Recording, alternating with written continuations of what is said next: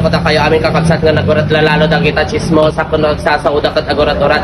Yes, ngayon nga ay day 2 namin at pupunta kami sa mga tourist destination dito sa Kalinga. Samahan nyo kami dito sa adventure namin papunta sa Lubwagan. At bago tayo magpaalam ay sabay-sabay natin banggitin ang una, magdasal ka para mabuhay ka, pangalawa mag-toothbrush ka para mabuhay naman ang mga kagaya mong chismosa.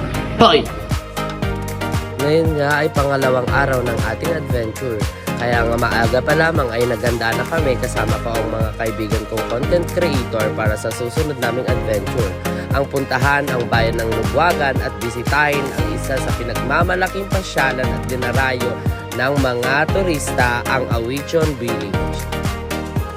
Isa hanggang kumulang 2 oras nga din ang aming nilakbay para marating namin ang Awichon Village. At nang marating namin ito, namangha ako sa ganda ng paligid.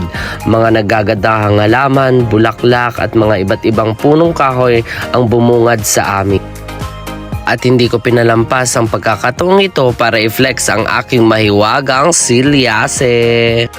Alam nyo ba, ang Awichon Cultural Village ay itinatag ng isang manlilikha ng sining na pinagkalooban ng Gawad Manlilikha ng Bayan o GAMABA noong taong 2000 na si Ginoong Alonso B. Saclag Sr. o kilalang tawag sa Quezzo.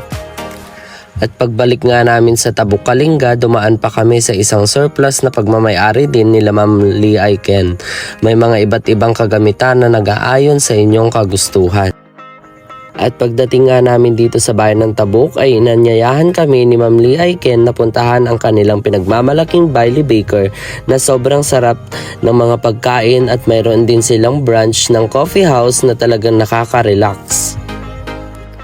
At sa pag-uwi ko nga sa Isabela, babaunin ko ang ngiti at ligaya sa adventure na ito. Labis akong nagpapasalamat sa mga kapwa ko content creator at kay Ma'am Lee Aiken at sa kanyang family sa mainit na pagtanggap sa amin. Hanggang sa muli mga katata, madyaman a Kalinga. Follow